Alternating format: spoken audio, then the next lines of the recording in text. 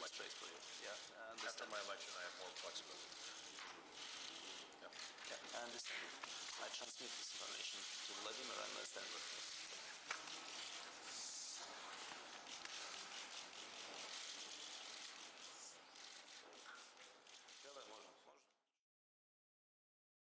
Is not a word that should be used lightly.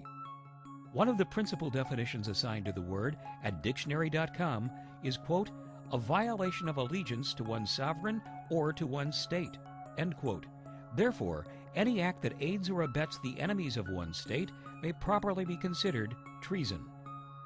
With that definition fresh in our memories, let's consider recent actions undertaken by the President of the United States which may substantially strengthen the expressed enemies of our nation.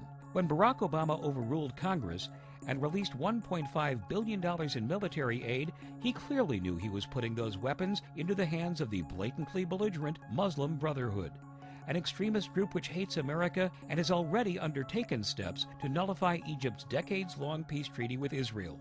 In fact, White House staffers met with members of the Muslim Brotherhood for high-level discussions in the days immediately leading up to the release of that $1.5 billion to this unmistakable terrorist group. And yes, the Muslim Brotherhood does have ties to Muslim extremists in the United States, including the Islamic Society of North America, a group named by the Department of Justice as unindicted co-conspirators in a money laundering criminal case filed against the Holy Land Foundation.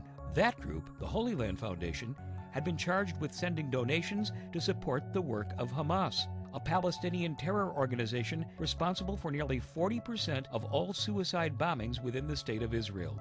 So, Obama's minions schmooze with the jihadist terrorists and big dollars change hands. Then, surprise, we begin hearing rumblings that the Muslim Brotherhood will now be supporting Obama's re-election bid.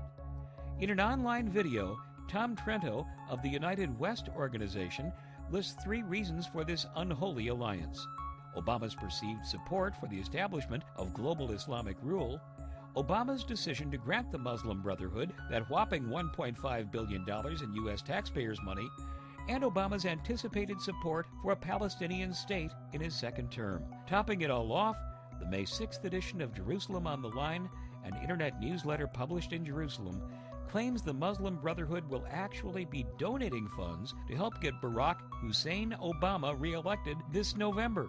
Could these donations be funds supplied to them by U.S. taxpayers? Whether that proves to be the case or not, we must question the wisdom and the very allegiance of those providing billions of dollars in military supplies to people who hate us and want to kill both us and our allies.